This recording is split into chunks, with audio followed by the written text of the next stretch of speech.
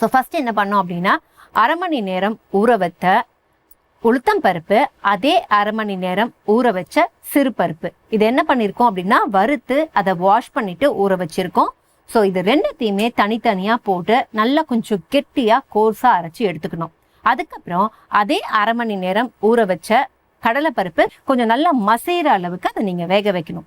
So இந்த அரைச்ச 2 விழுது இருக்குல்ல, அதை ஒரு கடாயில் நம்ம பிஃபோர் ஆன் பண்ணுறதுக்கு முன்னாடி கேஸை நல்லா நீங்கள் அதில் கொஞ்சம் சாஃப்டாக பண்ணிவிட்டு எவ்வளோ தண்ணி ஆட் பண்ண முடியுமோ அவ்வளோ தண்ணி ஆட் பண்ணி எங்கேயுமே லம்ஸ் இல்லாமல் அதை ஒரு லிக்விட் கன்சிஸ்டன்சிக்கு எடுத்துகிட்டு வரணும். அது குக் ஆக ஆக ஆக ஒரு திக்னஸ் வந்துட்டே இருக்கும்.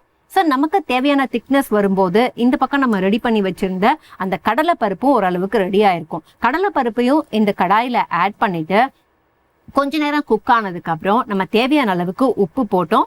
உப்பு போட்டதுக்கு அப்புறம் நமக்கு வெல்லத்தை கொஞ்சம் கரைச்சி, அதுல செடிமெண்ட்ஸ் எல்லாம் இருக்கும் இல்லையா, ஸோ வெல்லம் நல்லா கரைஞ்சதுக்கு அப்புறம் அதை வடிகட்டி வச்சு அதையுமே இந்த பருப்பு நம்ம நல்லா கரைசலோட சேர்த்துட்டு ஒரு கன்சிஸ்டன்சிக்காக வெயிட் பண்றோம். ஸோ வெயிட் பண்ணதுக்கு அப்புறம் ஒன்ஸ் ரெடி அப்படின்னு தெரிஞ்சதுக்கு அப்புறம் நம்ம இடிச்ச ஏலக்காவை போட்டு இறக்கிட்டீங்க அப்படின்னா இதுதான் 3 பருப்பு பாயசம்.